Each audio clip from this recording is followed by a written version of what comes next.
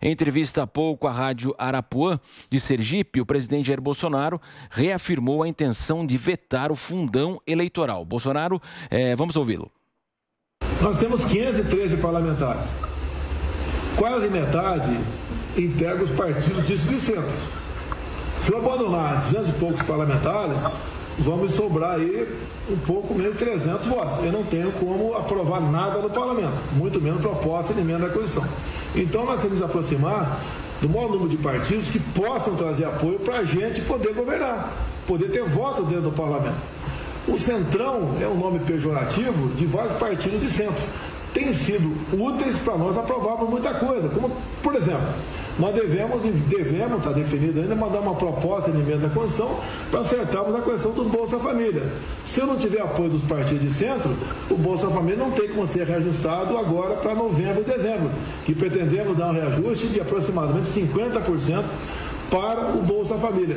Então tem que governar com o que o povo mandou para cá. Na Paraíba são 3 senadores, não sei quantos deputados. Então alguns não votam com a gente, são contra, são oposição, eu não posso fazer nada.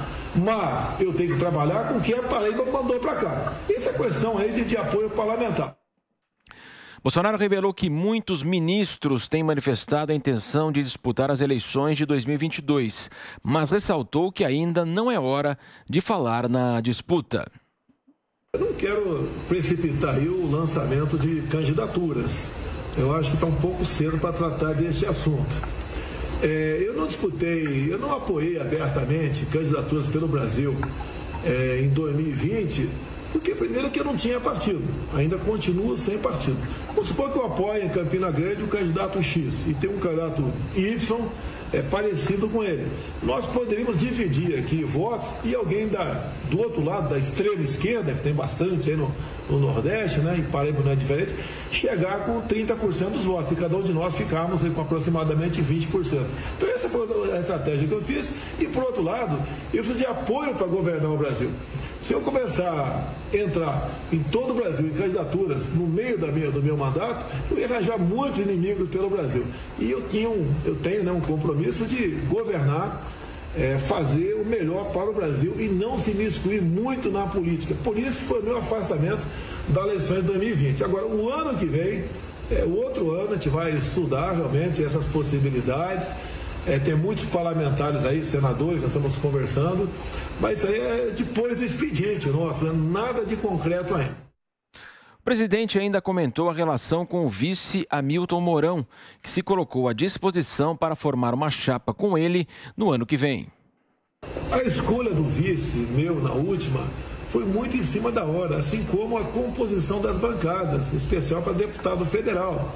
E você viu que muitos parlamentares, depois de ganhar as eleições com o nosso nome, transformaram-se em verdadeiros inimigos nossos, né? Muitos não, uma minoria. Então a gente não quer sofrer desse mesmo problema por ocasião das eleições do ano que vem, caso venha candidato a presidente, obviamente. Não estou batendo o martelo que serei, nem que não serei ainda. Agora, o vice é uma pessoa importantíssima para agregar simpatias.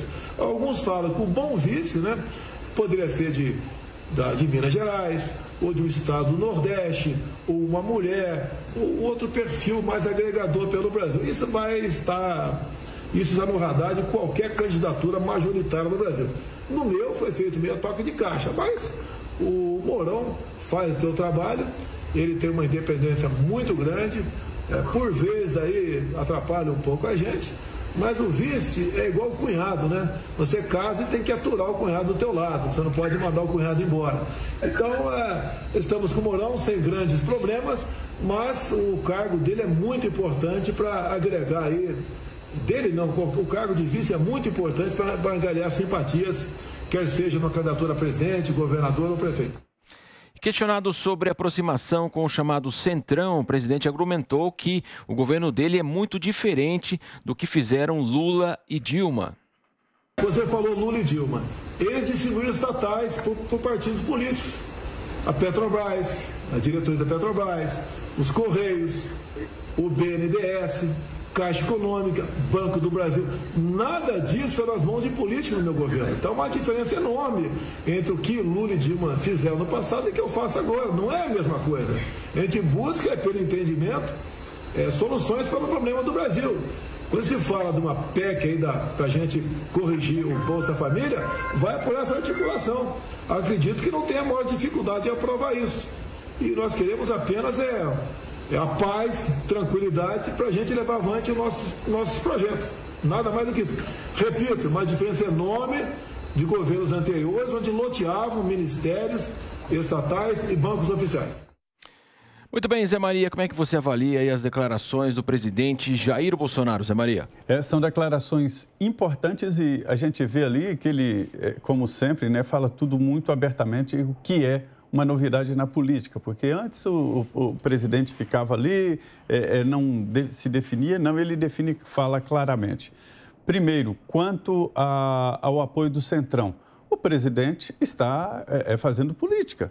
É assim a política, né? Afinal, ele tem que negociar e tem que aprovar as suas ideias. Ele poderia se encastelar no Palácio do Planalto, mas isso não adiantaria nada, porque não aprovaria nenhum projeto importante no Congresso Nacional e os projetos importantes no Congresso não são para o ego dele, mas para exatamente o povo. Então, ele está muito bem nesse sentido. O Olavo de Carvalho diz que chegar à presidência da República não é chegar ao poder, mas é o caminho para se chegar ao poder. E é esse caminho que está sendo traçado pelo presidente Jair Bolsonaro. O fundão, é preciso fazer um debate muito claro sobre o financiamento de campanha eleitoral aqui no Brasil. Não se faz campanha sem dinheiro, né? Não se faz. O Supremo Tribunal Federal fez uma reforma política que o Congresso não teve coragem de fazer e proibiu as tais doações de campanha eleitoral. Eu tenho horror a essa palavra doação. Eu não acredito que um empresário possa doar 10 milhões, 20 milhões para um partido ou para um candidato. Mas ele investe e quer esse dinheiro em dobro ou em triplo de volta, e era isso que acontecia até então. Mas é preciso financiar. E a resposta era fundo eleitoral. Mas só que eles pesaram demais. 5 bilhões e 700 milhões de reais. Quase 6 bilhões. E os partidos têm também o fundo partidário, mais 1 bilhão, ou seja, 8 bilhões de reais no ano que vem. E isso é muito dinheiro. Mas o presidente vai vetar, se ele vetar, ele veta tudo e poderá colocar outro valor através de um novo projeto.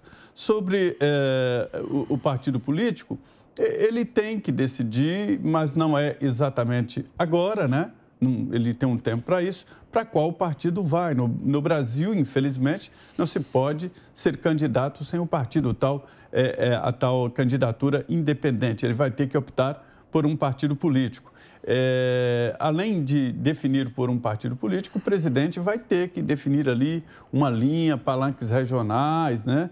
E ele tem que dar essa resposta, mas isso pode ficar para depois. A gente, Matos, está falando já sobre a reforma ministerial, mas isso em abril.